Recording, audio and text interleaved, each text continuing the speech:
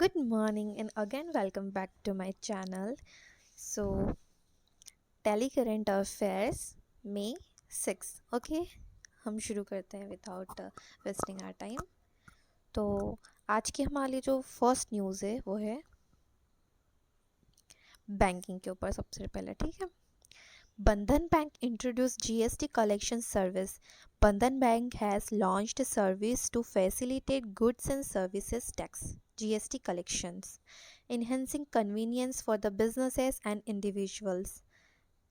तो बंधन बैंक ने क्या इंट्रोड्यूस करा, उनका जीएसटी कलेक्शन कितना है। ठीक है, तो इस बारे में आपको याद रखना पड़ेगा। और प्लस अगर आप 2025 में कोई एग्ज़ाम देने जा रहे हो तो आपको जीएसटी के ऊपर थोड़ी सी रिसर्च वगैरह करके उसका जो ओवरऑल जो करंट में अभी उसकी जो ट्रेंडिंग न्यूज़ चल रही है वो एक बार आप ज़रूर देख लेना। ठीक है, तो बस आपको ये याद रखना है कौन सी बैंक ने इंट्रोड्यूस अभी करा है रिसेंटली जीएसटी कलेक्शन का। ठीक है, तो बंधन बैंक। ओके, अगली न्यूज़ है आरबीआई ऑपरेशनलाइज्ड। जो आरबीआई उन्होंने जो जैसे डोमेन रहता है, तो जैसे कुछ भी डोमेन रहता है, आपने देखा होगा किसी वेबसाइट पे जाके, फॉर एग्जांपल www.something.com होता है, .in होता है। ठीक है, तो इन सबको हम डोमेन बोलते हैं। तो RBI Reserve Bank of India has made a bank.in domain operational, aiming to provide a secure and exclusive online space for banking institution in India. RBI ने बनाया है एक नया डोमेन बैंक.in। ये आपको याद रखना है कि किसने बनाया, RBI ने बनाया। और क्या बनाया है, बैंक.in। किस लिए बनाया है, ताकि वो सिक्योर कर सके बैंक के सारे ट्रांजेक्शन वगैरह, और ऑफिशियली जैसे बैंक का अलग ही सब कुछ हो जाए। ठीक है, क्योंकि आजकल साइबर फ्रॉड वगैरह बहुत हो रहे हैं, इसलिए आरबीआई ने ये बनाया है। ठीक है, नेशनल अफेयर्स।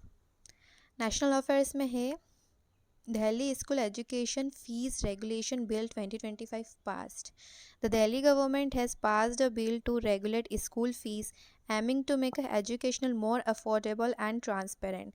दिल्ली गवर्नमेंट ने एजुकेशन को और अच्छे मुकाम पे पहुंचाने के लिए, जैसे फ्री एजुकेशन उनको पहुंचाना, अफोर्डेबल, ताकि सब लोग एजुकेशन ले सकें। ठीक है, तो ये आपको बस इतना ध्यान रखना है कि रिसेंटली में किसने रेगुलेट करा था, तो दिल्ली आप याद रखना। International affairs. India imposed 12% safeguard duty on the steel imposed. To protect domestic industry, India has imposed a 12% safeguard duty on the certain steel imposed, addressing concern over market disruption.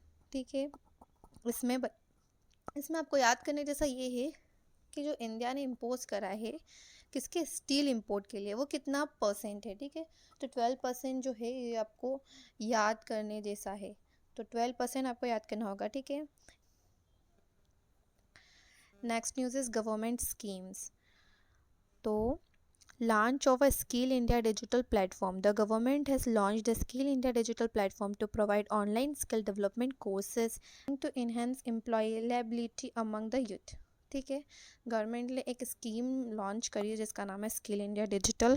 क्यों, ताकि online skill develop हो सके, courses हम ले सकें through digital media. ठीक है, digitally.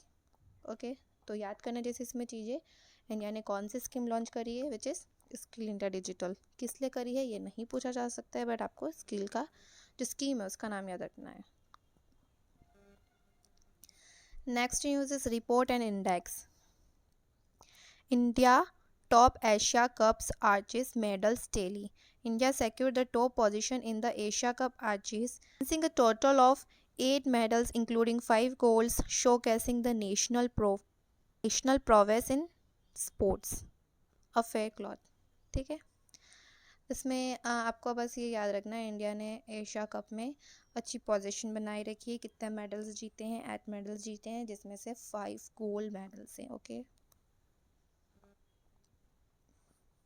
तो आज के सेक्शन में बस इतना ही। अगर आपको कोई क्वेश्चन हो तो प्लीज़ आप पूछिएगा ज़रूर। और अगर आपको मेरी वीडियो अच्छी लगी हो तो please like share and subscribe.